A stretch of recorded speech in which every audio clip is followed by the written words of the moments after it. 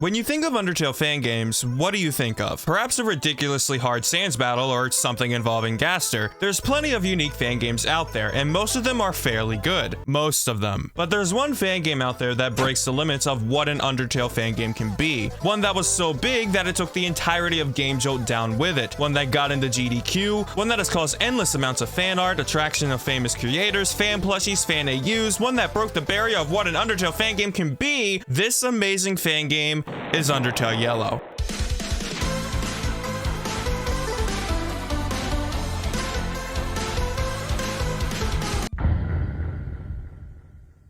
But what made Undertale Yellow so popular? How did Undertale Yellow achieve all this? Well, this video will break it down little by little. A full-on analysis of the writing, the gameplay mechanics, the music, the environments, everything about this fan game I will tear into and describe to you exactly why Undertale Yellow is a masterpiece. If you know me by now, I love game design. I love talking about game design, from something as simple as Mario level or discussing the history of video games. That's why whenever I see something great, I give it praise whenever I can. And if I see something that I can criticize, then I'll criticize it. This video is designed to be a discussion on why Undertale Yellow is a masterpiece, but I also won't be afraid to criticize it when needed. Not for the sake of being mean, but if there's an aspiring game developer, writer, or musician watching this video, they can take this video as an education on how to make something terrific. So without further ado, let's discuss Undertale Yellow. Undertale was a video game that redefined the RPG genre. The game has amassed millions of fans, views, and even gave people like me a job. It's a game that has impacted a lot of people, and still impacts a lot of people to this day. Immediately after the release of Undertale, fans were hungry for more, and so spawned the creation of AUs and fan games. One of those fan games happened to be Undertale Yellow. As only a year after the release of Undertale, the demo of Undertale Yellow featuring just the Ruins section was released. Immediately out the gate, Undertale Yellow's demo took on a different direction to other Undertale fan games out there and showed a lot of promise. While the game starts off very Undertale-y with you meeting Toriel and Flowey, the game hits you with all kinds of different monsters and someone named Dolph, an individual not present in the original Undertale. You could tell that just from this demo alone, Undertale Yellow was going to be a very different fan game, and this was just the beginning. This, however, was the last big thing that Undertale Yellow revealed about the game until the inevitable release. There were many trailers and teasers along the way, but it took a grand total of 7 years of active game development for this fan game to release. And upon playing it, you can most certainly tell why. So let's cut to the chase and deep dive into Undertale Yellow's game design. There's a lot of misconception out there as to what made Undertale as big of an impact as it did. Of course, part of the popularity of Undertale was deeper lore of Sans and Gaster, but ignoring all of that, Undertale created a large cast and a variety of lovable and relatable characters that people to this day love and find wholesome. As progressing through Undertale's pacifist route, you can help a lot of monsters solve their personal problems, befriend them, and change their future. Even when you're encountering normal monsters in battles, instead of actually battling the monsters, it feels like you're having your own conversation with each monster. Undertale Yellow takes the characters of Undertale and puts them to the side, and allows you to experience what's essentially Undertale again, but in a completely different way. Undertale Yellow, while designed to be a prequel to Undertale, feels like it's expanded on Undertale. We've already seen the characters of Undertale. We've helped them through their struggles, we've seen their backstories and personalities. Undertale Yellow gives us a whole new cast of characters not present in Undertale. I've seen people upset about this, but to me, this is what makes Undertale Yellow stand out among any other fan game. There's so many fan games out there that just ride on Sans, Papyrus, Gaster, or any existing character in Undertale. Even those that attempt to make sequels or prequels to Undertale, they always choose the exact same characters. And sometimes that isn't a bad thing. There's great fan games out there that take these characters and reinvent the wheel to make you feel like you're meeting these characters for the first time again. However, it's been done to death. Undertale Yellow, making an entirely new cast, not only makes it so it can make sense as a prequel, but it makes it so that every character in Undertale is left untouched for when you are eventually meant to meet them in Undertale, which in return allowed for a lot more creative freedom. So with a full set of new characters, it allowed each character written to have a full and satisfying character arc, while also allowing for much more creative freedom with creating new original characters, ideas, and a story. So let's unpack the characters of Undertale Yellow. I am so fucking sorry I wrote that reference into the script. We've already tackled a bit of Dolph, an insecure vampire who honestly I wish did get a little bit more screen time. He's a lovable guy who clearly has isolated himself from the rest of the underground as a result of a traumatic experiences. However, after you manage to help him, he regains his confidence. He makes a new friend for the first time in years, and eventually eventually manages to leave the ruins and explore the rest of the underground. After arriving to Snowdin, you get to meet Martlet, and I just gotta say, I love her. She's like someone who's discovering the world for the very first time. She's super innocent, she can act a bit dumb at times, and there's a lot of times where she is in over her head. She tries to act as tough as she can be, and whenever she's faced with a problem, she always tries her best to look on the bright side. She easily makes friends with us because of how innocent and loving she is, and I think that's why she's so stand out amongst the rest of the cast. The Feisty Five are the characters we meet in the Wild East, and when you first meet them, you kind of take them a bit seriously. However, it's revealed rather quickly that these adorable idiots are just role-playing. Eventually, Starlo takes it too far, and with the help of Saraba, you manage to calm him down. What I especially love about this point in the game is that they really start expressing what it's like being trapped in the underground. Starlo just wanted to make people happy, and in his roleplay, he started losing sight of who he was, and when he comes to that conclusion, he chills out. He's such a goofball, and all the scenes in the Wild East with him are by far the funniest. It's just an overall vibe section of the game, and this entire part really makes you start valuing each character more and more. That includes Martlet, as she showcases how much she values Clover. After leaving the Wild East, you stay with Saraba, and this is when Undertale Yellow starts diving into more darker themes. You get to know the extremely sad backstory bit by bit on how Saraba lost her husband and her kid. Her story alone reminds me so much of Azrael from Undertale. It's a story fed to you piece by piece, and eventually massive reveals happen that finally allow you to connect the dots. It's extremely emotional, and as you progress through the Steamworks, you get more and more close to Saraba. You become almost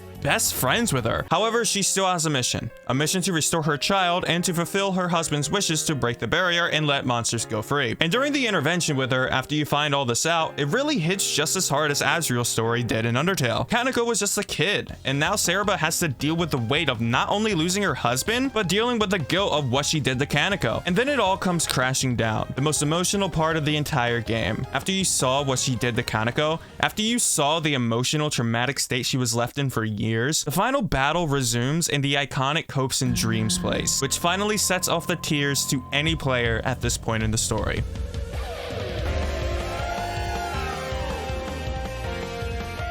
Out of my entire time doing this as a full-time job, I've only ever cried twice while doing it. One was the first time I got to the end of the Azrael fight, as the sad music came in and Azrael started crying. And the second time was when I saw Kaneko pass in her mother's arms as Hopes and Dreams began to play.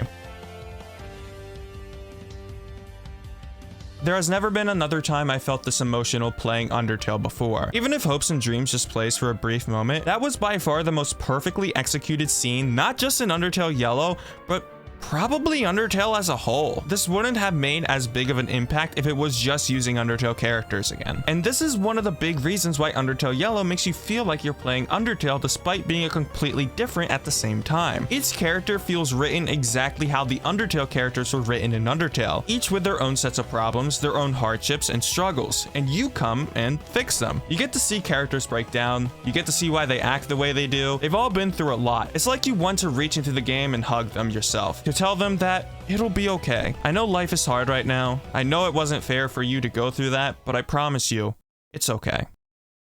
Despite Undertale Yellow having entirely new characters and locations, it doesn't feel disconnected to Undertale at all. And what Undertale Yellow does is what most great prequels tend to do. They give you small amounts of references and pieces that say that this takes place in the same world. Since these references are so small, you can really grow to appreciate them a lot. It activates something psychologically in your brain that makes you recognize those references and makes you feel almost nostalgic. So in return, not only does it allow you to remember the good times you had in Undertale, it also makes you appreciate Yellow a lot more. And finally, after a very long journey, you finally reach that elevator in Hotland, and the theme slowly fades in.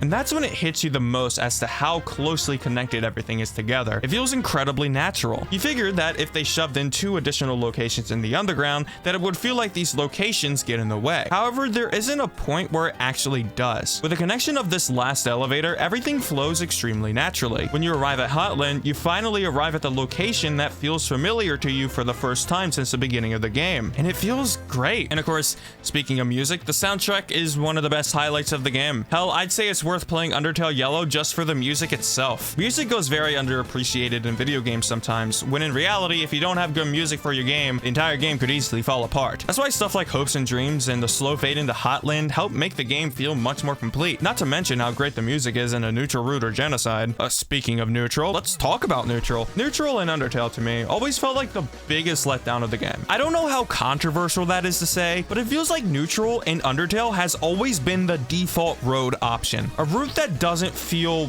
really complete, because when you get to the end of neutral, it doesn't feel like the end of the game. Nothing really gets solved, and the game makes you feel like nothing did get solved. Now obviously you can do whatever route you want and the game leaves that open-ended, but one of the biggest problems with Undertale that I've seen for new players is that they kill one monster in ruins, progress the rest of the game as a pacifist, and then get locked out of the true ending because of killing that one monster. And regardless of that, even if you do have the intent on doing the true pacifist route, you're still going to see the neutral ending anyway. This game design choice can be infuriating to new players to play through the entire game again just so they can see everything wrapped up. Undertale Yellow does the neutral route perfectly.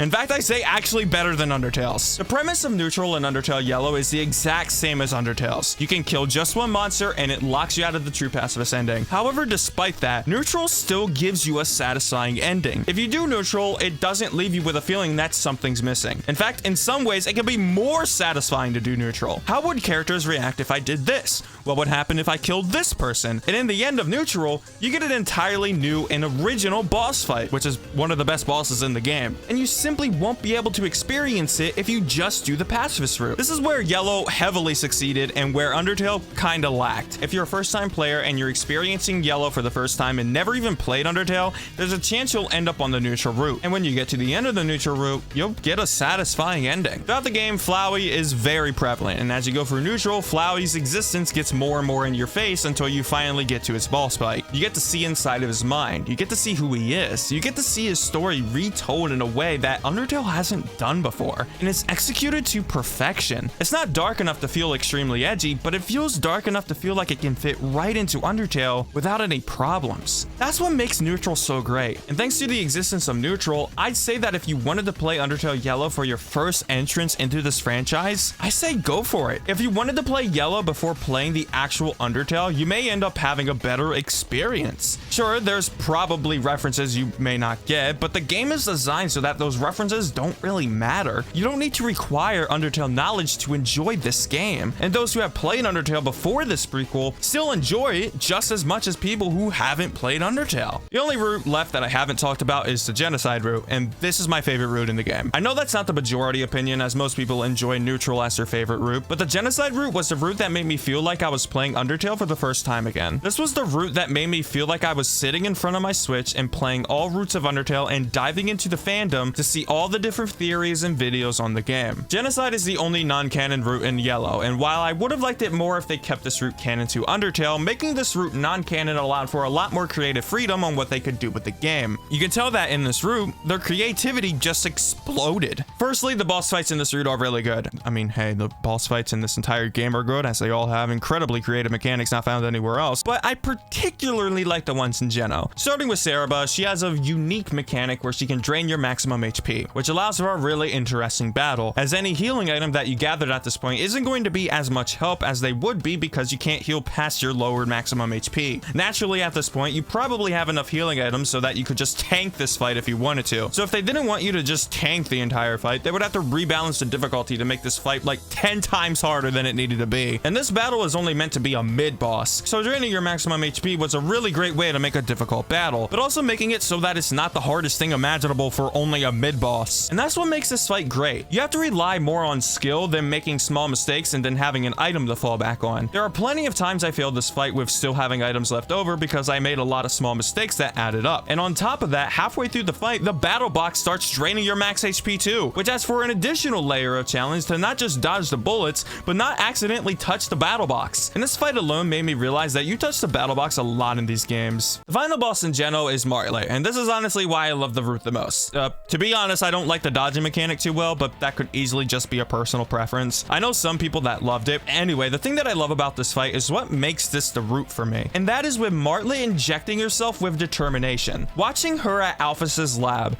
go into the true lab, grab the serum that has determination in it, and watching her slowly melt away because of how determined she got really hit me the most in nostalgia.